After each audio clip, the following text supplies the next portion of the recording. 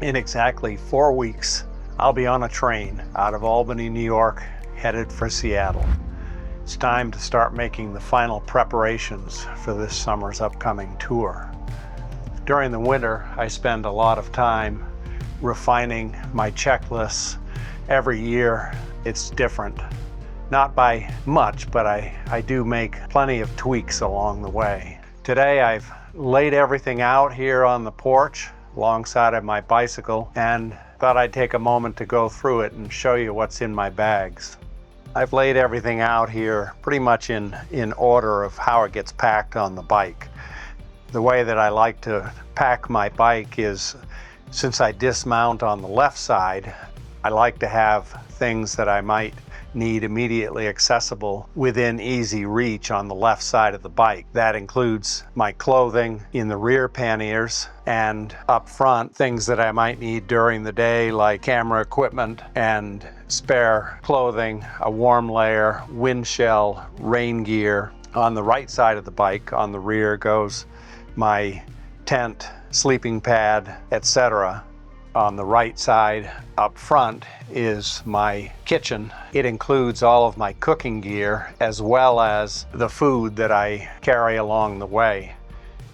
Right now it looks as if my left front pannier is carrying much more than the right front, but the right front or underway will have sacks of dried foods like powdered milk and cereal, coffee, and leftovers from the previous day. It's also where I stash the items that I pick up while grocery shopping along the way.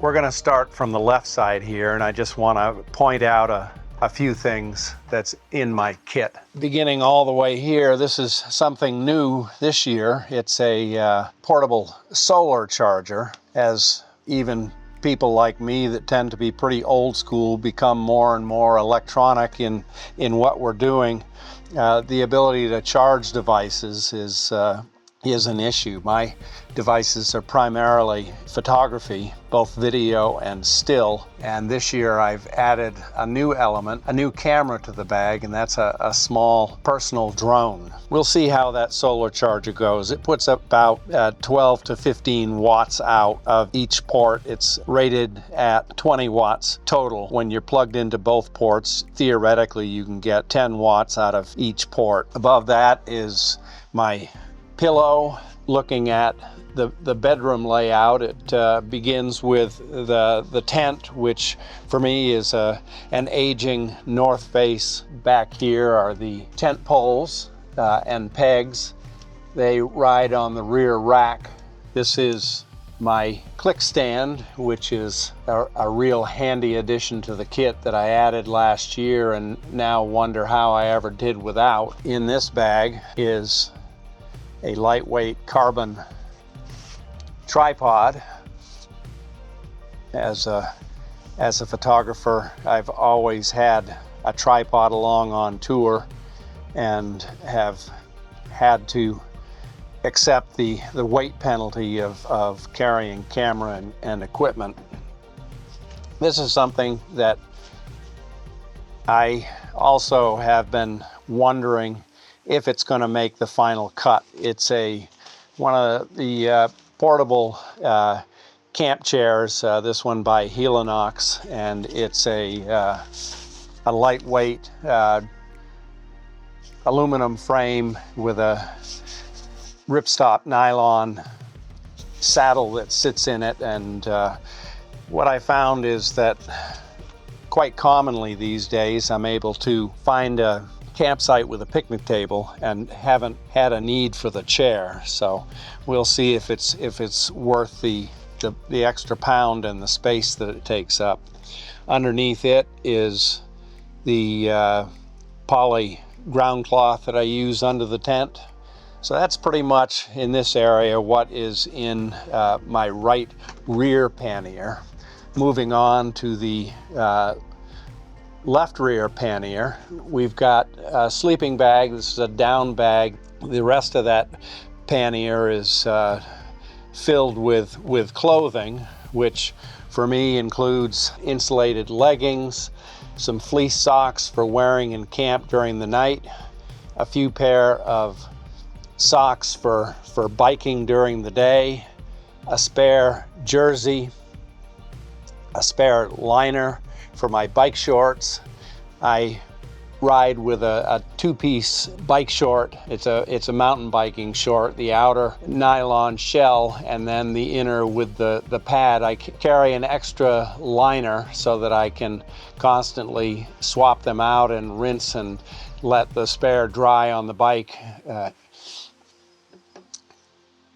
This is a long sleeve sun shirt, and it serves also to help keep the mosquitoes at bay. A wool t-shirt, cotton t-shirt, some nylon shorts for if I want to take a swim. This is a very lightweight pair of long pants. It's meant for hot weather. I keep them along as a layer on my legs that also helps keep the bugs away. And under them is a pair of cotton shorts that is my favorite wear at night in camp. So all of this is in the left rear pannier and is accessible during the day when I dismount on the left side of the bike.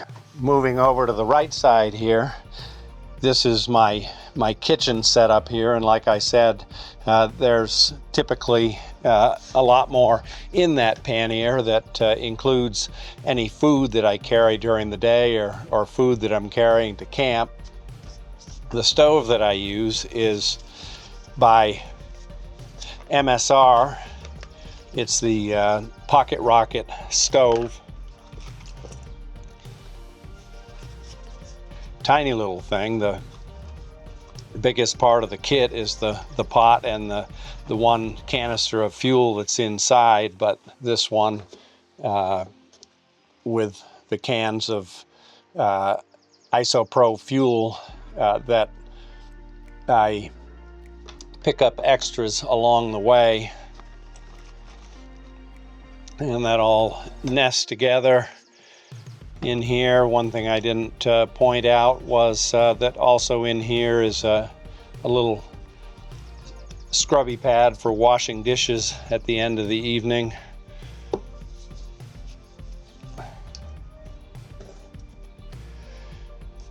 Insulated coffee mug, probably heavier than what some would carry, but I prefer to have something with a little bit of insulation so that the coffee stays hot. On this trip, I've mapped out where I can find spare fuel canisters, so I know that I'm going to be able to, I know what my fuel consumption is typically on tour. I'll get anywhere from 6 or 7 days per canister. This is a collapsible bowl that I carry alongside of the coffee filter, and in here I've got some a small amount of cooking oil, and in this one is a kind of a general purpose spice that if I'm looking to add a little more flavor to my rice or whatever it is that I'm eating at night. This little pouch here sits up on top in one of the pockets on my front pannier, and it's rain covers. My front panniers are not waterproof. The zippers are all exposed, and when it rains you just slip these waterproof covers over them. My rear panniers are a roll top waterproof type of pannier. Moving over to the front left pannier, up on top for immediate access is my rain gear. Next to the rain gear, this is a cover for my bicycle. Next is this is a very stuffable nylon pullover windbreaker, and under that is a fleece a fleece sweater. That's my warmest item. If it gets cold, I end up layering everything, and I figure that if it gets too cold, I could set up the tent and get inside my sleeping bag inside the tent and layered up with all my layers. So that's pretty much the extent of my cold weather gear. That, and as I pointed out in the rear pannier, the insulated leggings that I carry. This right here is my toiletries kit, toiletries, etc. Inside it has the essentials like shampoo, toothbrush, toothpaste, razor, chamois towel, some toilet paper for any roadside needs, along with some earplugs, spare hair ties, comb, nail clippers. Next up, we've got a case here that this is new this year. It's a way to carry extra batteries for the drone that I'll be flying, and hopefully capturing a new perspective on the tour, as well as the various cables to fit the different chargers that my cameras and phone require. Next to that is a tripod mount for my action camera. This is a bite mount for the action camera. It just goes in the mouth and hangs down in front of your chin for a, what do they call that? These are a set of ND filters for my action camera. ND filters, 3 ND filters, and one of those is a circular polarizer if ever I need to cut out reflections on water. And beneath that is my trusty paper journal, which I've been keeping journals ever since I started bike touring. It's always fun to be able to go back over the record to record any of the moments that I want to remember along the way, as well as recording things that I come up with for suggestions for, say, next trips. I keep names and addresses of folks that I meet along the way, and I've got a growing library of bike journals. This is sunscreen, chamois cream, a couple of 2-liter water containers that collapse down next to nothing and weigh next to nothing, for carrying water into camp at the end of the day, or getting water and having water nearby when I'm in camp. This little device is the shower that I carry. It's designed to fit inside of these platypus water bags, and you just kind of hold it up and squeeze it, and you've got a nice spray for shower at the end of the day in places where you aren't as lucky to have a campsite with hot showers available. In the back, we've got biking shoes for camp. I used to always wear flip-flops, but last year I picked up a pair of these Birkenstocks that are some type of a synthetic that are incredibly light and waterproof, and they're much easier to wear with a pair of fleece socks than flip-flops where you've got the thong between your toes. So finally, up front here, we've got the items that I carry in my handlebar bag. New this year and taking up a good bit of space is my drone. This past winter I purchased a DJI Neo 2, which my experience with it so far has been phenomenal. It's just the most amazing piece of technology in a small 150 or 160 gram package. This is just an antenna protector that fits on the back. These antennae are used for extending the transmission. That the drone can be run without this little transmitter on the back, but you're limited in terms of transmission range. And gimbal cover up front, I run ND magnetic clip-on ND filters. I've set it up this year so that it can slide into a case. That's a 3D printed case that the drone slides into. Right behind that is the controller for the drone, which uses the phone as a screen. What I was looking for was something that could launch rather quickly while just straddling the bike.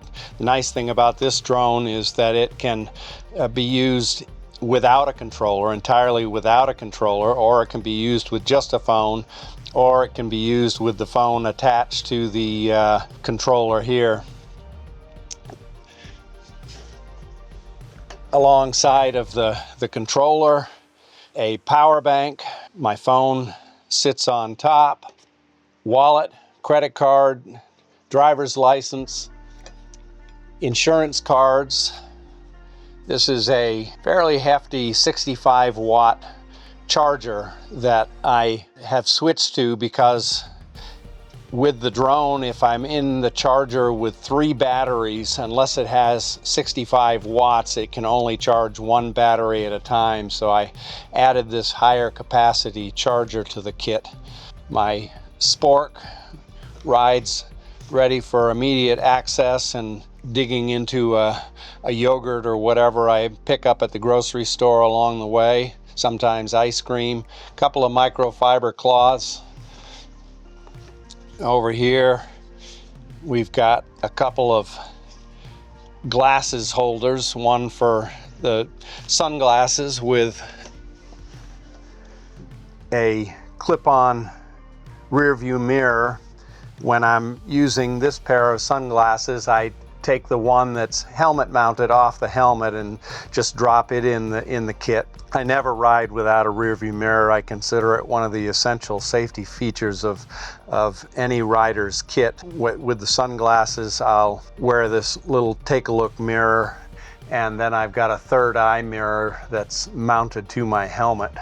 And finally, something that I keep in the handlebar bag is my headlamp. The handlebar bag is always off the bike and in the tent during the night, and wanting to have immediate access to things like my phone and headlamp and glasses in the tent. So that completes the handlebar bag. Up on the bike, you'll see a few extra bits here. My riding gloves, I still ride with the old mesh-backed gloves that I've ridden with for decades. Obviously not this pair, but I just prefer actually the longevity of these. I've tried some of the newer model gloves, and I just haven't found anything that lasts as long. I use a what's known as a Chuckbucket up front, and its primary function is to hold my action camera with mount that either is a roadside tripod or a selfie stick, and it gives me immediate access up front in the Chuckbucket. On the outside, there's a pocket that I keep a small keeper lock in, and carrying a lock is something that I have never done on a bicycle tour until last year. Never even considered carrying a lock, but last year I ended up bringing along this small, lightweight combination lock, and I use it, certainly not to deter someone with bolt cutters or the various tools that people steal bicycles with, but just to keep it from the grab and run sort of a thing when I'm parked outside of a grocery store. Also in the front there is a little Presta to Schrader adapter for the tubes. I run a Presta valve on my tubes, and if you want to fill up at a gas station or some place that only has a Schrader head on their pump, the little brass adapter screws on there and facilitates the transition from one head type to another. Finally, here's my bike helmet with the third eye mirror. I've used these third eye mirrors for some decades now, probably ever since they first came out, and I really do like the helmet mount. The only thing that I don't like about it is the vulnerability that the mirror has when the helmet is off your head. You know, it's just too easy. You can't toss the helmet aside without risking snapping off that mount. When I'm wearing my sunglasses, I wear the type of mirror that clips onto the side of my glasses, and I don't have to be so protective as far as hanging my helmet when I'm taking a break. The panniers that I use are made by Arkel. I'm one who likes pockets. I like the organization that is provided by pockets, so I ended up in this most recent set of panniers, I ended up going with this bag for the rear from Arkel. It mounts with, you know, a very secure mount similar to the Ortlieb mount on the top that is spring loaded and hinges up into the rack, but the bottom mount on these is a bungee hook that hooks down on the bottom side of the or lower portion of the rear rack. So that's my rear pannier. My front panniers, also from Arkel. These are not the roll top waterproof variety of pannier, but they're very easily accessible by this zipper that surrounds the outer face, making it very convenient to just have it laid on a picnic table and just unzip the perimeter of the pannier and have access to all of my cooking gear and food, etc. On top is an easy to access pocket. On one side I carry my rain gear. On the other side pannier I carry my pannier rain covers. Mesh pockets here for drying clothing while underway after I rinse out socks or short liners, and also I use it to carry things that I need accessible regularly on the road, like the various mounts for my action camera, ND filters, etc. Same type of a mounting system as on the rear pannier, where it has a spring-loaded arrangement that secures things to the top of the rack, and a bungee cord that hooks the bottom of the pannier. And finally, if any of you have seen any of my videos from last fall, you'll have seen this sling pack that's always draped over my back, never leaves my side. It is, and I can't show it to you right now because the camera is what's filming this video, but it is where I always have my camera at hand. And the nice thing is that the sling pack fits easily over your back with just a single sling over the shoulder, and then rotates around up front to where you can easily access the camera, spare batteries, lens cleaner, etc. And also a convenient pouch in the back here for storing well, it was meant, I think, for a mini tablet, but I use it to store my phone. The thing that I value most is the images, the memories from along the way. And so when I'm in a grocery store or anytime away from the bicycle, sling pack is always with me, handlebar bag with my phone, and again more camera equipment is always with me. One thing that I skipped on over in this overview is this item here in the blue stuff sack that I've been carrying for the past 40 years. And inside of it is my repair kit. So let's have a look. Beginning with the tire tube repair kit, I've got a box of patches, a single tire lever, which I generally don't need to get the tires off the rim. Next is something that is increasingly difficult to find. This is something referred to as a peanut butter wrench. It's designed to fit inside of the crank arm. This area here is fairly thin, so it can fit inside onto your crank bolt and pull a crank bolt if you need to take the cranks off. Just a note that what I carry in my toolkit is mainly specialty tools that are required in order to disassemble a bike. There are certain things that I might need that are pretty common with folks out on the road. For instance, if I needed a crescent wrench or something like a screwdriver, crescent wrench, etc., I can typically find it just by stopping somewhere along the way, but there are some specialty tools that are not easy to find on the road, so I always make sure that I have those along. Among those tools is this right here. This is a fill wood bottom bracket tool for loosening the cups on the fill wood sealed bottom bracket.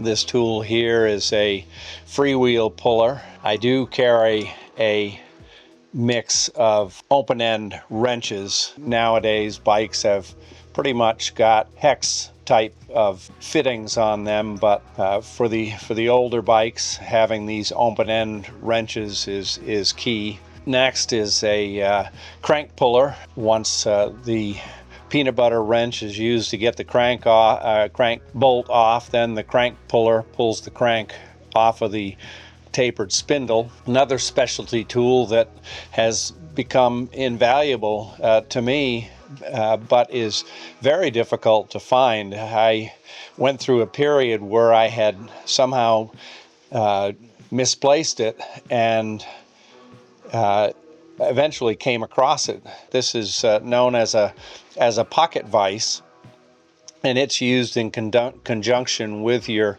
freewheel puller. These posts on the pocket vise were actually designed with spacing to fit the standard hole spacing in traffic highway signs, but I've probably more commonly used it by inserting it between the cracks in a picnic table and then just using it as a vise. Very handy tool. Next is the spoke wrench. There's the third open-end wrench. Next are 13 and 15 mil cone wrenches. The 15 mil wrench is what I use to put the pedals back on. The 13 is the cone wrench that I use for my brakes if I need to make an adjustment as far as centering the brakes. I always carry an extra rack bolt. I have experienced a number of occasions where rack bolts have loosened up. I carry a spare, but I haven't had to use it since years ago. I started using thread locker on my rack bolts, and so far I've not had any loosen up on me, but I always carry a spare. I've got some T9 lubricant, and of course zip ties and duct tape. And finally, the tire pressure gauge. This is a digital version that is actually quite light, a little bit bulky, but very light and very convenient. And then cleaning takes place with a chunk of old t-shirt, and then I wrap the whole works up in this is also a 40-year-old t-shirt, and in the stuff sack in my front panniers.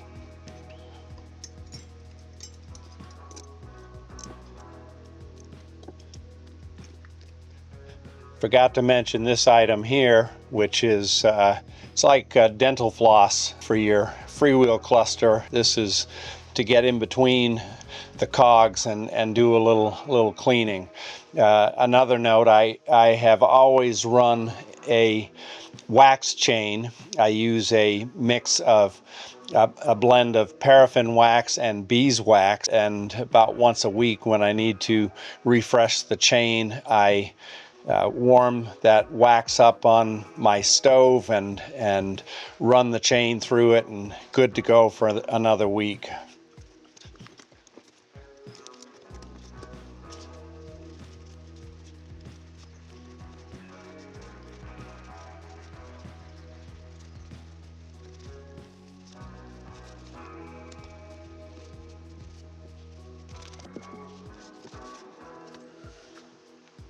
In addition to what I carry in the pouched repair kit under my seat, I have a small seat bag that has some essentials for